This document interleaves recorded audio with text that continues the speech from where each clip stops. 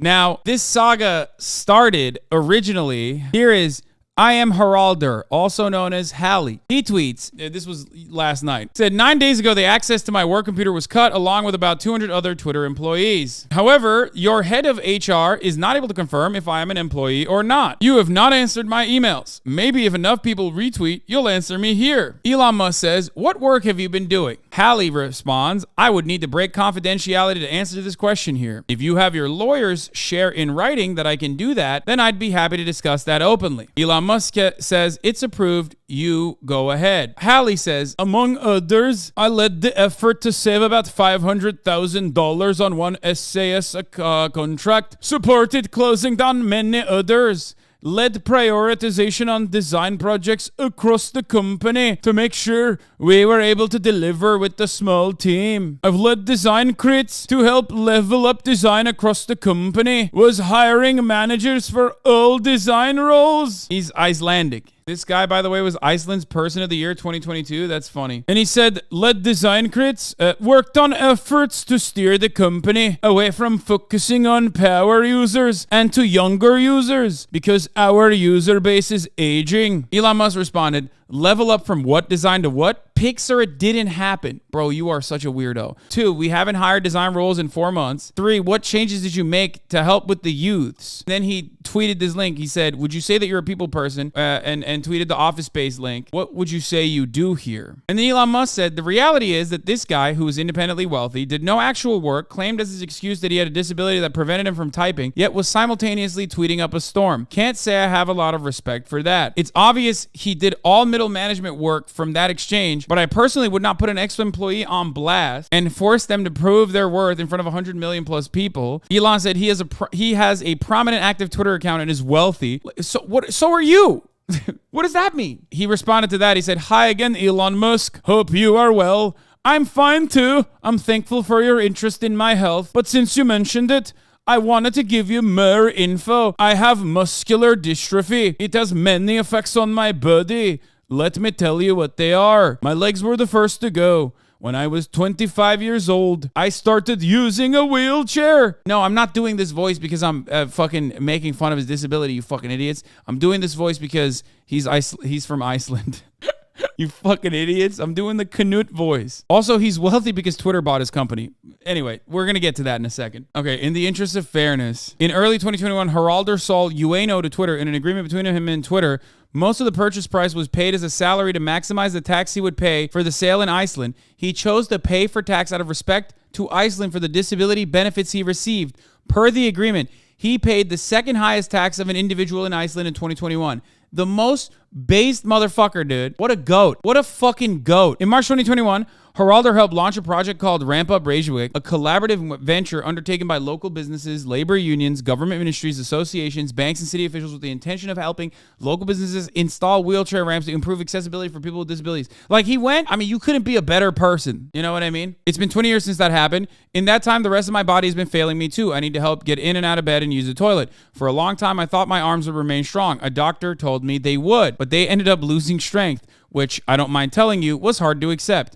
But you okay the cards you are dealt, and I've managed to create a wonderful life. My family's the best. I have 2 kids. I see them every day. I recommend that. My wife is fantastic, strong, kind, smart, amazing artist. About 9 years ago, I started a company called ueno.co. I worked a lot, didn't do my body any favors, but it's what I felt needed to do. The hard work paid off, and the company became very successful. We worked for more or less every big tech company, but after 7 years, I was tired. COVID was running for longer than 2 weeks. You said it would. Fuck yeah. And my body was also continuing to get weaker. After looking at many options, I decided to sell my company to Twitter. Financially, it wasn't the best decision. My company was making a lot of money and Twitter's offer was lower than any smart valuation would say. But like you, I made a bet on Twitter having a lot more potential than it has had. I joined a company in a time when the company was growing fast. There was a lot going on. The company had he had an emerald mine joke in there. We grew fast and made money. I think that's what you are referring to when you say independently wealthy, that I independently made my money, as opposed to say I inherited an emerald mine. Oh my God, he's fucking roasting him so hard. Bro, what the fuck? This guy is awesome. Holy shit. This guy is just fucking literally rolling his wheelchair over Elon Musk's carcass at this point. Jesus, Lord mercy. Holy fuck. Anyway, let's continue. But after 7 years, I was tired. COVID was running for longer than the 2 weeks you said it would. Okay, it's hard to keep doing the accent. And my body was also continuing to get weaker. After looking at the many options, I decided to sell my company to Twitter. Financially, wasn't the... Apologize for the accent. I will never apologize for doing the correct accent for Iceland, Norway, Denmark, pretty much any country that is I consider to be in that immediate vicinity. I'm not ableist. I'm just being xenophobic. It's not. It's out of love. It's also very good. I wasn't in the first batch or the second or third or fourth. I'm not sure which layoff round I was in there. There were so many of them. Each one came after you promised the last one was the final one. During my time at New Twitter, or as 2.0 as you called it, I talked to my manager every week and asked what I should focus on. And then I proceeded to do those things, every one of them. I also contacted HR regularly and asked if my job description was correct or needed updating. I wanted to make sure I was doing what I was supposed to. They always said they were looking into it, but I never got a reply. And now, finally, to my fingers, which I know you have great concern for, thank you for that, by the way, I'll tell you what I told them. I'm not able to do manual work, which in this case means typing or using a mouse, for extended periods of time without my hands starting to cramp. I can, however, write for an hour or two at a time. This wasn't a problem in Twitter 1.0 since I was a senior director and my job was mostly to help teams move forward, give them strategic and tactical guidance.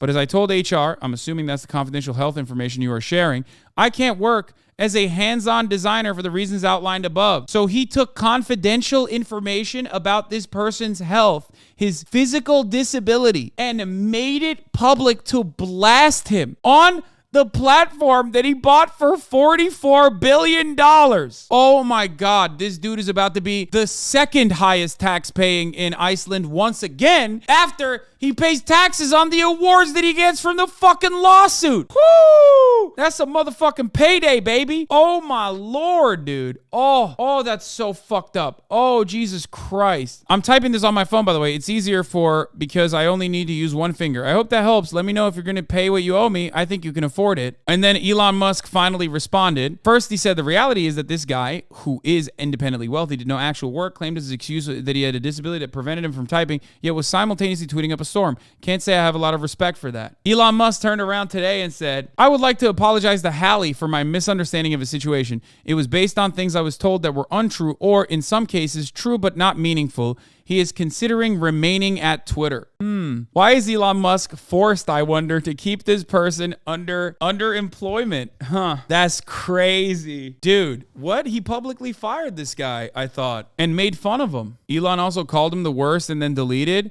I don't think it's a good idea to shit on former employees in public, says Nakamoto. He's the worst. Sorry. Oh, and then he deleted it. And Megaphonics is like, noties on for Elon. Finally comes in clutch for once. As someone who has worked directly with I Am Haralder during a turnaround, this is super disappointing to see. Not only is his work ethic next level, his talent and humility are world class. Exactly the kind of person you want on your team when the odds are stacked. I feel there's a certain deep misunderstanding somewhere here in the did no actual work. Based on your comment, I just did a voice video call with Hallie to figure out what's real and what I was told. It's a long story. Better talk to people than communicate via a tweet. Dude, Elon dick riders, like, they have been lobotomized. I was going to say he needs to be Elon dick riders need to be lobotomized, but like they must have already been lobotomized to just go, this is awesome all around. Couldn't agree more with that. Have always rooted for Twitter's success. Hope you two get to keep working together again. Oh, I forgot to mention that I read that you can't go to the toilet on your own either, Elon Musk. I'm sorry to hear about that. I know the feeling. The only difference is I can't do it because of a physical disability, and you're afraid someone you hurt will attack you while you poop. Oh, I love that, dude. Oh my God, this guy fucking rolled, Elon. Fuck, this guy's great. I'm fucking following him. This is the most awesome thing I've seen from him, though. Every year, tax records in Iceland are made public. I was hoping I'd be the person that paid the highest amount of taxes last year, but I was number 2, and I proudly accept that honor to pay back the society that gave a working class disabled kid free education and health care. That is, I love that, man. That is such a respectable thing to fucking put out there. Without those free institutions, I would not have been able to do any of the things I did later in my life. Society only works if we collectively participate and lift each other up. For some, that's being able to pay higher taxes. For others, it's everyday acts of kindness. For a while, I was on the receiving end of financial disability support from the government. If a few things had gone differently, unfortunately, I would still be getting that support. Being able to pay back into a system is a gift. I love that. Apparently, Musk is going to owe Hallie the rest of his $100 million because when he sold his company to Twitter, he was taking payment in wages. Yeah. By the way, he got that, which ironically is better off that he got it like that, I guess. Or probably not. Stock prices are probably still higher than when he originally got the payment.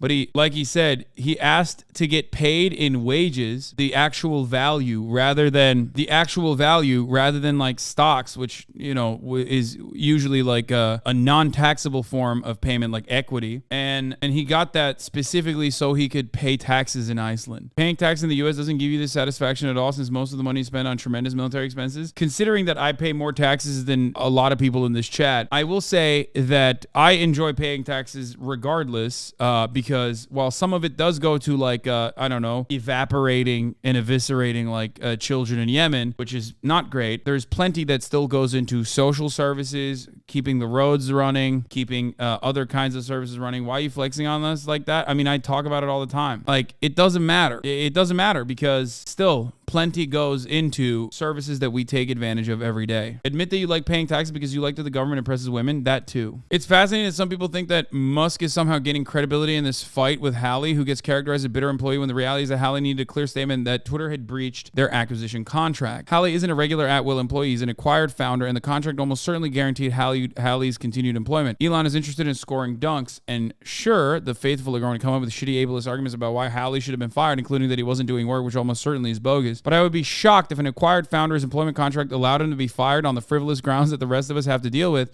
and suspect the penalties for breach of that contract are going to be pretty high. That, he's probably on the do not fire list, and also on top of that, firing him on the basis of his disability is like an insanely large no-no, dude. Like, even in America, you got at-will employees, but like, come on. You have legal recourse, even if you're like an average everyday Joe. If someone frivolously fires you when you have a disability, you could get restitution, financial restitution for that. You should immediately contact a fucking labor lawyer.